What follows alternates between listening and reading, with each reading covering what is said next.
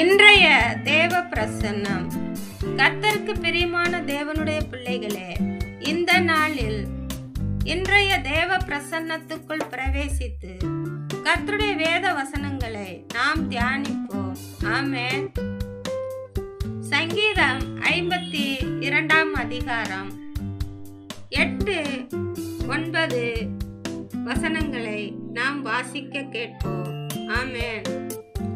நானோ தேவனுடைய ஆலயத்தில் பச்சையான ஒலிவ மரத்தை போல் இருக்கிறேன்.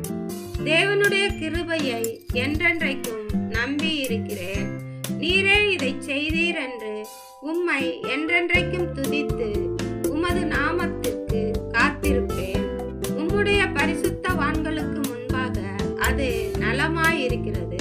ஆமென். கர்த்தருக்கு பிரியமான தேவனுடைய பிள்ளைகளே, நீங்கள் தேவனுடைய ஆலயத்தில் பசுமையான ஒலிவ மரத்தை போல் இருக்க பிரயாசப்படுங்கள்.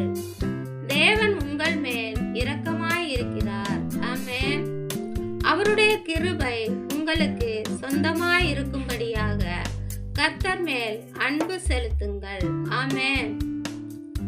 கர்த்தருக்கு பிரியமான தேவனுடைய பிள்ளைகளே, உங்களுக்கு நன்மையான வரங்களை கர்த்தர் தருவார்.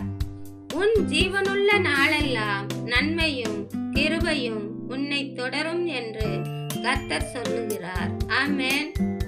கர்த்தரை பணிந்து கொண்டு அவருடைய நன்மைகள் யாவையும் நாம் சுதந்தரித்துக் கொள்ளுவோம். ஆமென். கர்த்தருக்கு கீழ்ப்படிந்து அவர் உங்களுக்கு செய்த நன்மைகளை குறித்து சாட்சியாயிருங்கள். அவருடைய துதியை சொல்லி சொல்லி உங்கள் இருதயங்களை மகிழ பண்ணுங்கள். கர்த்தருடைய நாமத்துக்கு காத்திருப்பவர்களாய் அவருடைய நாமத்தை உயர்த்துங்கள். இதுவே கர்த்தருடைய பரிசுத்தவான்களுக்கு நலமானதாய் காணப்படும். ஆமென், ஆமென், ஆமென்.